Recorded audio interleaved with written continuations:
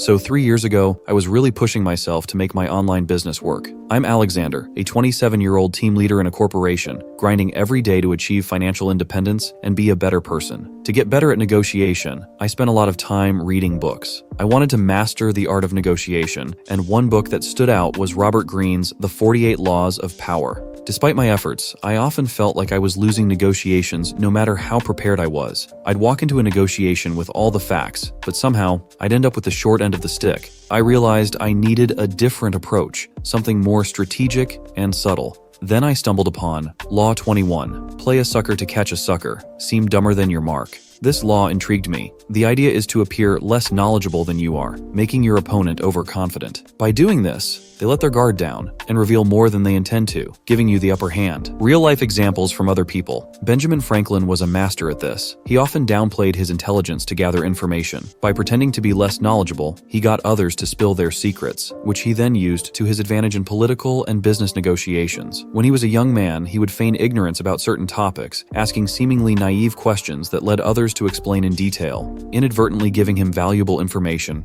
and insights. Warren Buffett, the Oracle of Omaha himself, has used this tactic. In negotiations, he often asks seemingly naive questions, leading the other party to believe they have the upper hand. This strategy has helped him close deals on more favorable terms. For example, during acquisitions, Buffett would sometimes play the role of an inexperienced buyer, asking basic questions that made the sellers feel like they had the upper hand, only for Buffett to leverage the information gained to secure a better deal. Modern business leaders, CEOs, and entrepreneurs frequently use this tactic. By appearing less informed during negotiations, they coax the other party into revealing their cards, which can lead to better deals and partnerships. Steve Jobs was known for his beginner's mind approach in negotiations, where he would ask simple questions and appear less knowledgeable, only to use the information gathered to his advantage. Let's break down how you can use this in your own negotiations. Do your homework. Know more than you let on. Arm yourself with all the necessary information about the deal, person, or situation. Research their interests, past negotiations, and any other relevant details. This gives you the foundation to navigate the negotiation confidently. Downplay your knowledge. Ask questions that make you seem less informed or unsure. This will make the other person feel like they're in control. For example, you might ask,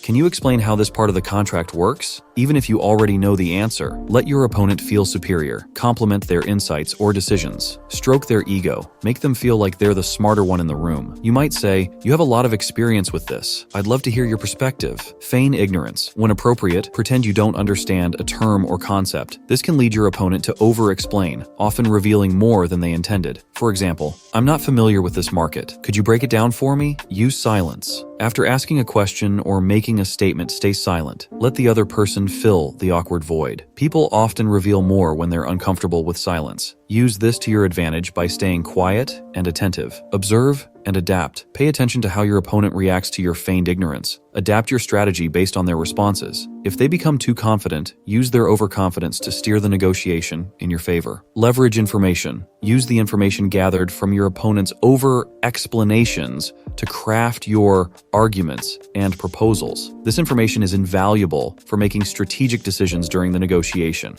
While using Law 21, beware of these pitfalls. Overdoing it, being too clueless can backfire. You don't want to seem completely incompetent, just less knowledgeable. Striking the right balance is key to making this tactic work without compromising your credibility. Inconsistency. Your act needs to be consistent. If you suddenly switch from clueless to expert, your opponent will catch on. Maintain a steady persona throughout the negotiation. Insincerity. If you come off as insincere, you'll lose trust. Be subtle in your approach to ensure your opponent doesn't feel manipulated. Authenticity is crucial even when you're playing a role. Timing. Knowing when to play the fool is crucial. Use this tactic when the stakes are high and you need more information or leverage. Timing your questions and feigned ignorance strategically can make a significant difference. Using these tactics, I started seeing better results in my negotiations. By playing the fool, I was able to gather more information, make the other party overconfident, and ultimately secure better deals. It was a game changer. The key takeaway here is strategic strategic deception. By appearing less knowledgeable, you can control the flow of information and use it to your advantage. However, it's essential to use this tactic ethically and responsibly. Misuse can lead to a loss of trust and long-term damage to your relationships. That's a wrap on using Law 21 from the 48 Laws of Power to outsmart your opponent in negotiations. Share your own negotiation experiences in the comments below. If you found this video helpful, smash that like button